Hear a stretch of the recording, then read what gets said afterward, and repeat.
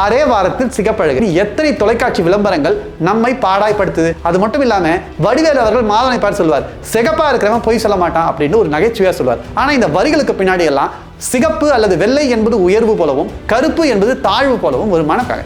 இந்த தாழ்வு மனப்பாங்க நம்ம வெளியில வரலன்னா நாம் வாழ்க்கையில் எதையுமே சாதிக்க முடியாது. இது தொடர்பா ஒரு அருமையான கதையை பார்த்தோம். ஒரு பள்ளிக்கூட வாசல்ல ஒரு பலூன் வியாபாரி பலூன் வித்துக்கிட்டு இருக்காரு. அந்த பலூன்ல பல நிறங்கள் இருக்கு. எல்லா குழந்தைகளும் ஒவ்வொரு நிறமா எடுக்கிறாங்க. ஆனா கருப்பு நிற பலூனை யாரும் எடுக்கல. ஒரு சிறிய மாணவன், அவன் கருப்பா இருக்கிறான், அவன் கேட்கிறான், இந்த கருப்பு நிற பலூன் ஒருவேளை பறக்காதோ? பலூன் வியாபாரி சிரிச்சுக்கிட்டே சொல்றாரு, பலூன் பறக்கிறதும் பறக்காம இருக்கிறதும் அந்த நிறத்துல இல்லப்பா, அது உள்ள இருக்கிற சரக்குல இருப்பா அப்படின்னாரு. அதாவது அந்த காற்றில் தான் இருக்கு அப்படின்றாரு.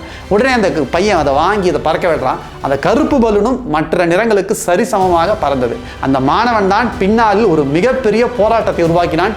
கருப்பு இன மக்களுக்கு உதவிகரமாக இருந்த மார்ட்டின் லூதர் கிங் என்பவன் தான் அந்த மாணவன். கார்த்திக் குமரன் இம்ப்ரெஷன் சேனலை சப்ஸ்கிரைப் செய்யுங்கள்.